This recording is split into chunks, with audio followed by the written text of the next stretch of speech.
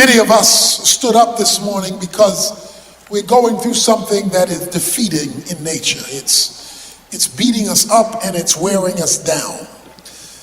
And we feel like we are the defeated Christian. Many of you did not have to stand this week.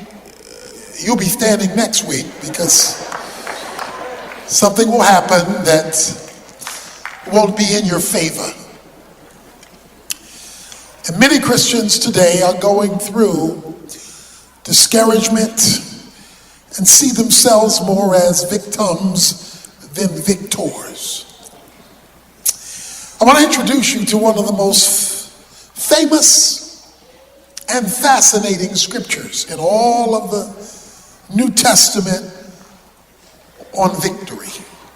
For those who are going through right now and need victory, and those who will need it sooner or later. The chapter is Romans chapter 8. And Paul, in this particular chapter, uniquely talks about this thing called victory. In fact, he introduces us to a word that's never used in the Bible except in this passage. It is the only place this word is used. The word is found in verse 37. Verse 37 reads, "But in all these things we overwhelmingly conquer through him who loved us." The word overwhelmingly conquer is one Greek word that's only used in this passage, and it means to be a super victor. It's like Superman. It's like Iron Man. It's like Mighty Mouse. These aren't just victors, but they set the tone, they set the temperature, they set the momentum, they set the direction. So the idea of overwhelming conqueror, a word never used in the Bible except here in verse 37, where God says to his people, you're not just supposed to be a victor, you're supposed to be a super victor. You shouldn't be just getting by. He says you should be overwhelmingly winning. You should be not just okay, you should be slamming it. Overwhelming conqueror, super victor is the word used here. Now, in order to conquer something, you need something to conquer. When I play basketball by myself, I always win. I have never lost to me. And that is because when I'm playing by myself, there's nobody to overcome. Nobody in my face, nobody trying to block the shot, nobody trying to block my sight line, nobody trying to stop me driving to the basket. I have never failed to successfully drive to the basket when I'm playing by myself, because there's nobody to hinder me. But to be an overwhelming conqueror is to conquer something in the face of being opposed, in the face of something that is in my face trying to block my progress. This is the environment in which this chapter was written.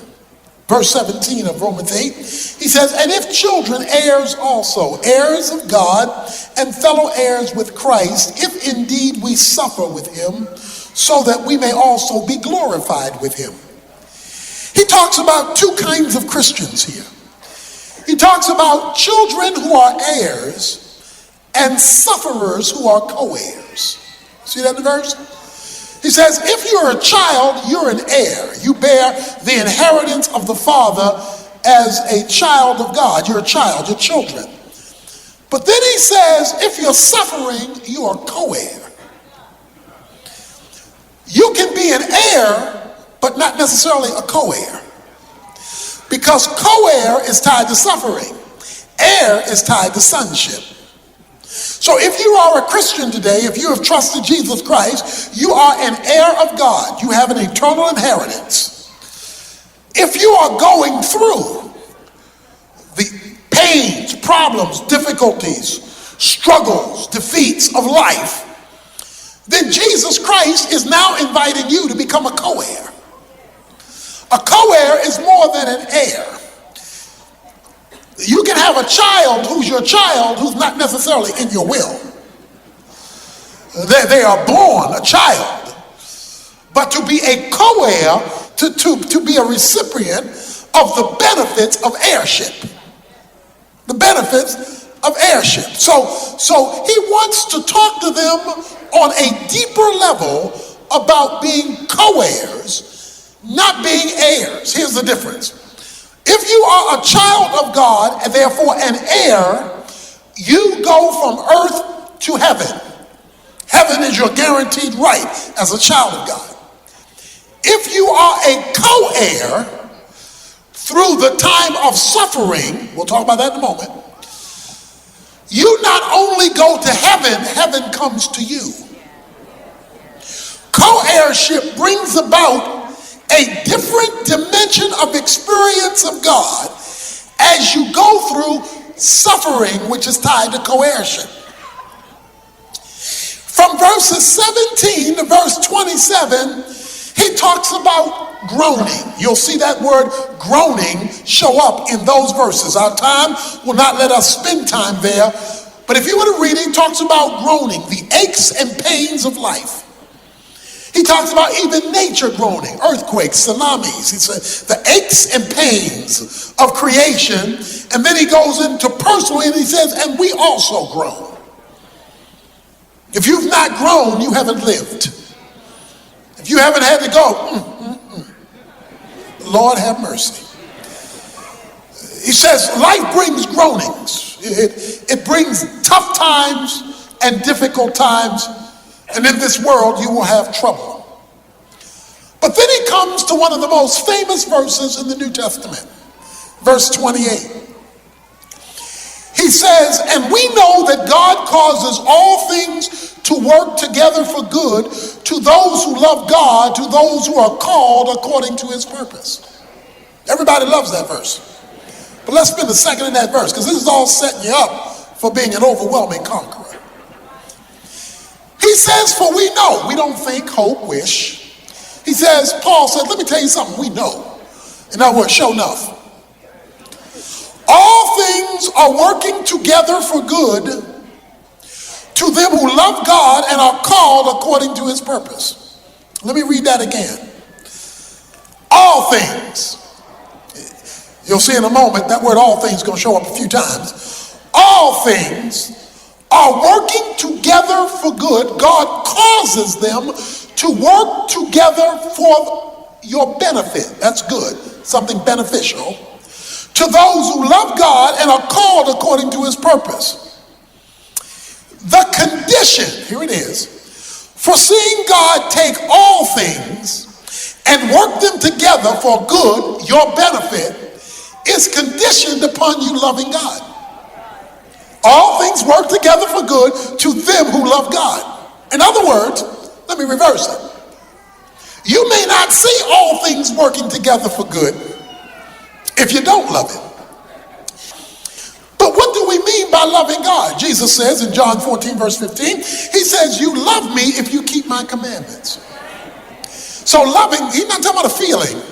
He's not talking about getting juiced up on a song or liking a sermon. You love God with your feet, not merely with your feelings. So as you are going through your suffering, because everything that leads up to this is groaning. See, verse 17 down to verse 27 is all groaning, pain, difficulties, inconvenience, aches, the aches and pains of life. He says, while you're going through the aches and pains of life, I want you to know something. All things work together for good because God causes them to work together for good. If you love him, if you right now or when you do go through something and it is tough and difficult and hard and painful, that is the time to follow Christ more closely than you've ever followed him before. See, that's not the time to back off. That's not the time to run away. That's the time to draw near. Because all things work together for good to them that love God and are called according to what he's about. God, what are you doing in allowing this thing to come into my life, to come in my way, for not letting me be able to get out of it, for not giving me release from it? What is your purpose in conforming me to Christ in this? And I'm going to love you in the middle of this, which means I'm going to find out what you want me to do in the middle of what I'm going through. And even though I may not feel it, like it, want it, or desire it, that's what I'm going to do. I'm going to love you with my feet in the middle of this problem. Because I want to be a co-heir. Stick with me. He says, for those who love God and who are called according to his purpose, in the context of this pain, God is causing something to happen. Causing. He's making it happen. And what he's making happen is he's taking all things, all the different elements, good, bad, and ugly, and he is causing them to do something that they would not normally do on their own. Because if they would normally do it, he wouldn't have to cause it. He causes it because he has to make it happen. If you are baking a cake, you've got flour, you've got sugar, you've got butter, you've got nutmeg, you've got eggs, you've got different ingredients designed to bake a cake. You probably aren't going to eat any of those ingredients on their own by themselves. You're not going to eat flour by itself. You're not going to stick a stick of butter in your mouth by itself. You're not going to just gobble up some raw eggs by themselves. You're not going to just suck some nutmeg out by itself, because all those things unmixed are of no benefit. What you're going to do is you're going to cause those things to work together. Because you're going to go in your kitchen and you're going to pull out a blender. And you're going to put all those things in the blender, and the blender is going to force those things to relate to each other in a way that they would never relate to each other on their own. The blender is going to force something to happen, cause something to happen that would not normally happen if you just left the items on the counter and said, why can't you all get along? You're going to have to cause that cake to come about by putting all of those ingredients in the blender, mixing them together, and then things are going to get worse before they get better, because you're going to put a fire under them. You're going to put this blended situation in a heated scenario. You're going to put this blended situation in a hot environment, and all of a sudden, something that was independently of no value by themselves becomes good. It becomes beneficial, and the smell of the cake levitates you from the back room to the kitchen, because you have caused all things to work together for something beneficial that no thing would be by itself. The verse says, God causes, forces, arranges, and makes things that seemingly have no benefit, seemingly by themselves are not satisfied, seemingly by themselves are going nowhere. Once he puts it in his blender, for those who love him, for those who are following him in the midst of what does not seem rational, fair, what it seems problematic and difficult, he puts it in his blender and he is cooking up something. He is causing them to work together in a way that they didn't work together. In other words, when you have a trial over here and a problem over there and a difficulty over here, and you got all this stuff sitting on the counter, and by themselves you don't want to eat any of them, because all you see are all these independent elements. But you add to those independent elements loving him. That is seeking the obedient way to proceed in spite of the individual elements that you see. God becomes your blender. And he takes all of these independent things, problems though they may be, he puts them in his blender and begins to cook up something. He begins to cook up something that brings him glory and brings you good. That is, he is going to benefit you. Now, I know you can't see it because it's not in the blender yet. I know you can't see it because it hasn't been cooked fully yet. But when he finishes what he is about, he is cooking up something and causing things to work together for your good. Now, the beautiful thing is he's doing this with all things. That's what the verse says. He causes all things to work together. He can take messes and create miracles. He causes all things to work together for something that is beneficial. Now, having said that, that leads him to his section. See, everything I just said was an introduction. Because now he comes to his section. And he's talking about the greatness of God in the midst of groaning. So if you're here today and you stood up because you're going, this verse for you. If you're here today and you will be going through something, God wants you to know he is for you. That's why he raises in bulletproof machine gun fashion in these verses, verse 31, what shall we say to these things? He raises the question, what are we going to say? His point is, if God is for you, who can be against you? If God is going to work it out for you, who can stop him? If God is going to go ahead of you, who can hinder him? If God is fighting for you, who's going to overrule you? That's his question. He now impregnates the question with theology. He says, if God, verse 32, did not spare his own son, but gave him up for us all, how will he not also with him freely give us all things? I like that word free. In other words, he's just going to flow it to you. You don't have to go out and make it happen. You don't go out to force it to happen. Once you put the ingredients in a cake mix, or once you put the mix together and you put it in the right environment, the cake's going to come. He says he's going to freely give you all things. That makes him ask another question. Who's going to bring a charge against God's elect?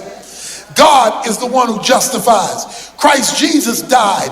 He rose. He's seated on the right hand of the Father, and he intercedes for us. He goes before you to make sure this stuff happens.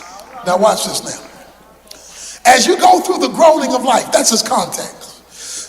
If you decide to follow God in the midst of your pain, it's easy to follow him when there's no problem.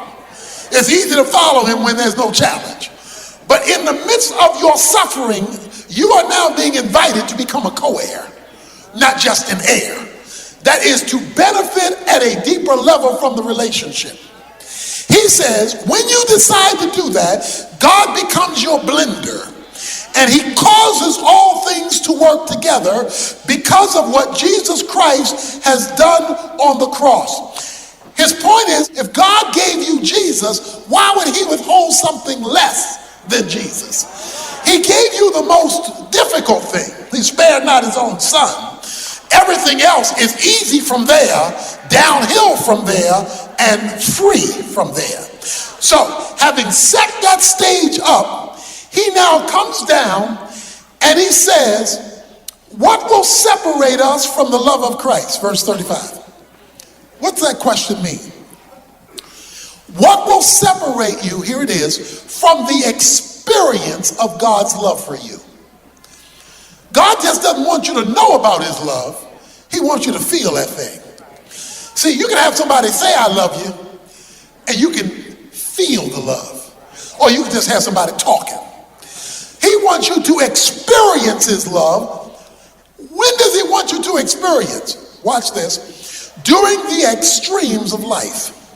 Notice what he says. He wants you to experience it in spite of tribulation, distress, persecution, famine, nakedness, peril, or sword. I don't see anything positive in those verses.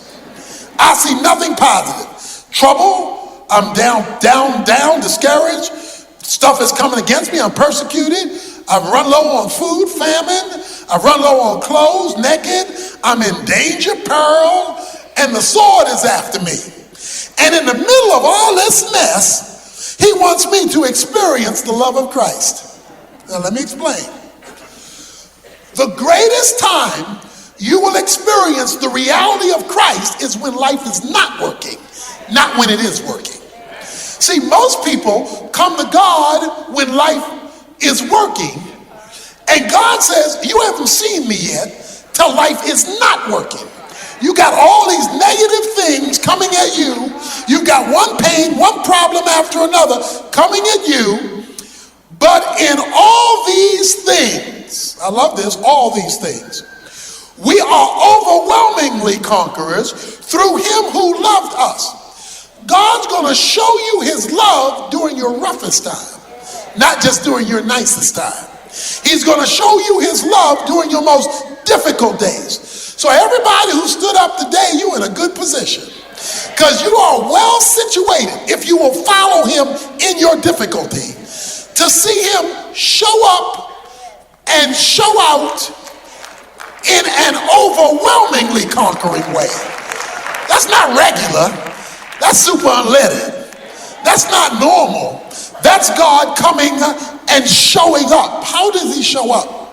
Notice what he says. He says, I'm convinced death nor life, angels nor principalities, things present, things to come, powers, height, depth, nor any other created thing. If it's been created, it shouldn't have the final say so. Okay? I bet you there has been no problem anybody in this room has ever faced that didn't come from something that was created. Okay? Nothing has ever happened to you that didn't come from something that was made. It had to exist for it to happen to you. If it existed and it happened to you, that means it was a created thing. He says, I'm convinced that none of these extremes, which includes everything in between, and it concludes every created thing, here it is, should have the final say-so in your life. Should have the final say-so in your situation. Because it cannot separate you from the experience of God's love. Now, what does it mean to be an overwhelming conqueror? Here it is. It is when you are going through the groanings and God overrules in the middle of it. You are an overwhelming conqueror because God has overruled in your situation. The Supreme Court is the final decision maker of the land. Lower courts may have made one decision, but if the Supreme Court agrees to hear it, they have the authority to override what lower courts have said. The lower court can be against you. You can have a whole series of lower courts against you. But if the Supreme Court agrees to hear the case, and if the Supreme Court is for you, then the Supreme Court can overrule the lower courts who ruled against you. There are folks in this room right now where your circumstances are ruling against you, where your situation is not for you, where there are people who are not for you, where there are circumstances that are holding you down. That is a court. That's just not the Supreme Court. Because he says if God is for you, he's the final arbitrator of the situation, who then can have the final rule against you? The woman caught in adultery in John 8. Jesus said, go and sin no more. Why? Because sin had to be addressed. But once the sin was addressed and she got right with God, he told her, go and sin no more. And then he asked her a question. He said, now where are your accusers? There were a whole bunch of hypocrites who had accused this woman. Jesus Christ overruled the hypocrites, showed them their hypocrisy. It says they left one by one, and Jesus says, now I thought we had a whole lot lot of people here holding you down, holding you back, and we're going to cancel out your future.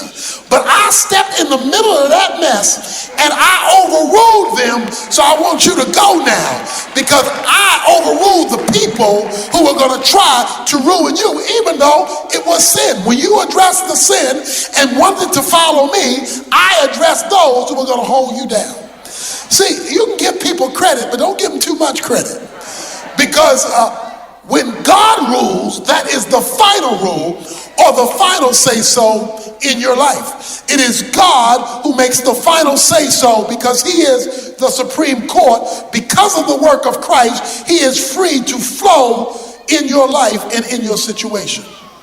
Now, I want to call your attention to something. I want you to read verse 37 real slow, because there's a word I want to pick out of verse 37, and I want to talk about that word.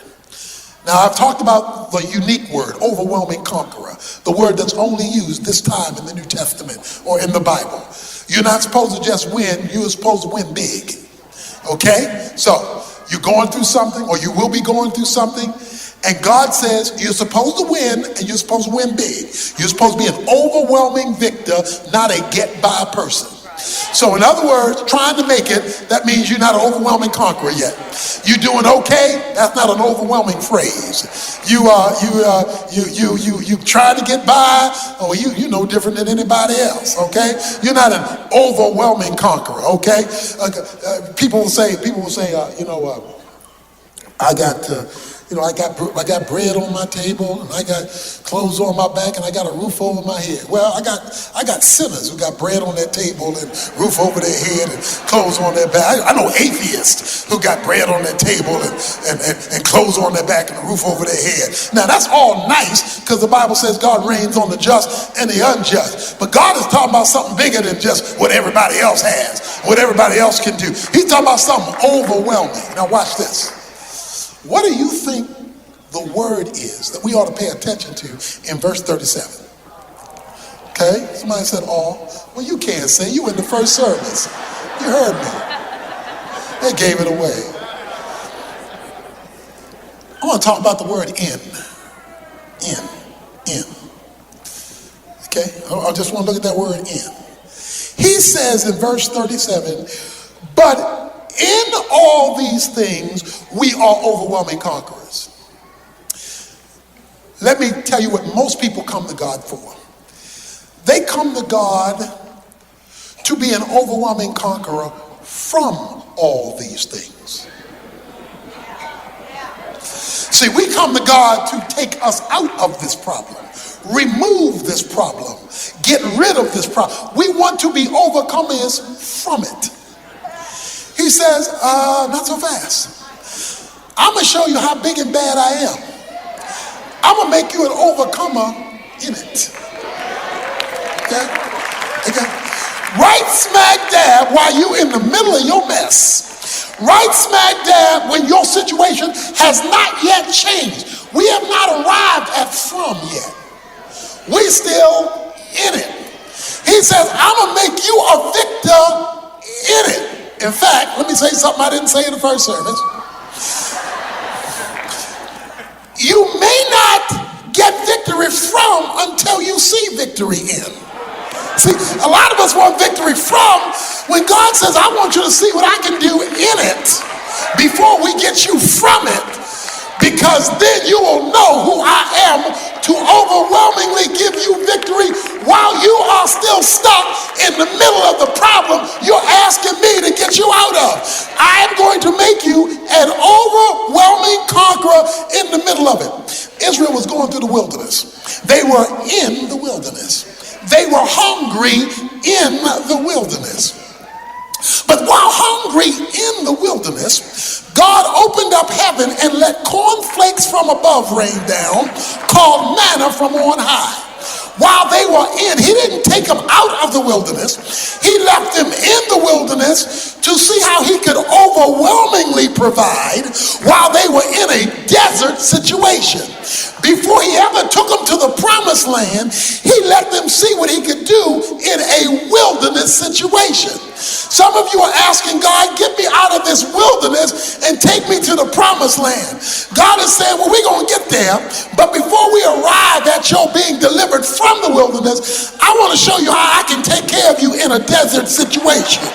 I want to show you how I can meet your need. I want to show you I can, when you're thirsty, bring water out of a rock in the middle of a wilderness so that you know I can overwhelmingly supply while you are still in your situation. This is the testimony of a Christian who all their world is falling apart in their life. Their hope is gone, and then God gives them a peace that passes understanding. They're supposed to be not sleeping. They're supposed to be panicking. They're supposed to be losing their natural mind. And God joins them in the middle of it before he takes them out of it in order to let them know, I'm going to show you what peace looks like when there's nothing to be peaceful about. I'm going to show you what joy looks like when there's nothing to grin about. I'm going to show you what victory looks like when you still haven't been delivered. Because then you know you're an overwhelming conqueror. You are a conqueror in spite of the situation. You will see what I can.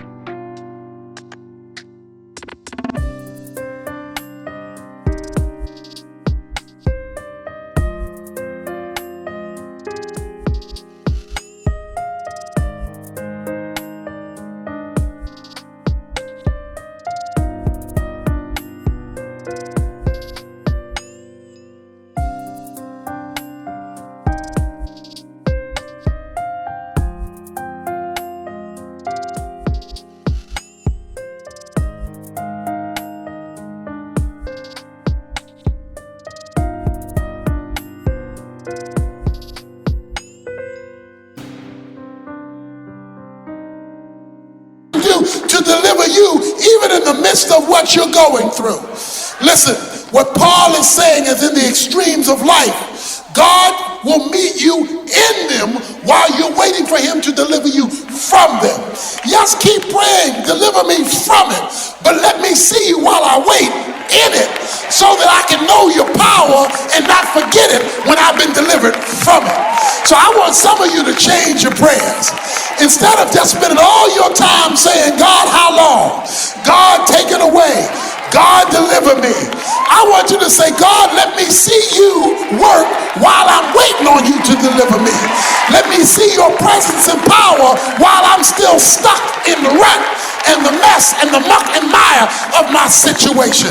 Let me see what you can do while I'm waiting on the Lord. That's what it means to wait on God. It means to see God in the middle of it while you are waiting.